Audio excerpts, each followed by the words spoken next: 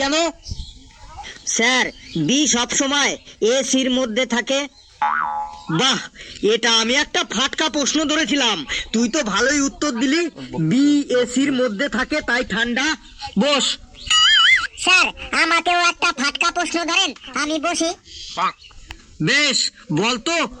ধর তোদের ঘরে রাতে চোর ঢুকেছে আর চোরে চুরি করে সবকিছু নিয়ে যাচ্ছে, আর তখন তুই দেখে ফেলেছিস, তখন তুই কি করবি? স্যার তখন আমি চোরকে বলবো আমার স্কুল ব্যাগ ও আমার বইগুলো সব আপনি নিয়ে যান, না হলে কিন্তু আমি জোরে জোরে চিৎকার করব। তোর আর বসতে হবে না, তুই দাঁড়িয়েই থাক। এই, তোরা কেউ কম্পিউটার জানিস? তোদের কারো কম্পিউটারের কোনো কোর্স করা আছে? স্যার আমার আছে। কম্পিউটারের কি কোর্স করেছিস বলতো? স্যার আমার কম্পিউটারের JKCC কোর্সটি করা আছে। JKCC আবার কি কোর্স রে বাবা? না জানি কম্পিউটারের কত কোর্স, কোনটা হবে কে জানে।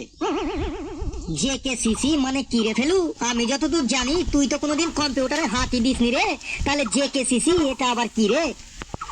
আরে ওটাই তো বললাম, JKCC মানেই তো হলো জীবনে কোনোদিনও কম্পিউটার ছুঁইনি, যেতে জীবনে, কেতে কোনোদিন, সিতে কম্পিউটার, আবার সিতে ছুঁইনি, মানে JKCC মানে জীবনে কোনোদিনও কম্পিউটার ছুঁইনি। বারে ফেলু বা, তুই জীবনে কিছু করতে পারবি রে?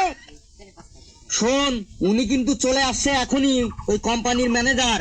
আর তোদের কিন্তু হিন্দিতে প্রশ্ন ধরবে, আর তোরা হিন্দিতে উত্তর দিবি কিন্তু।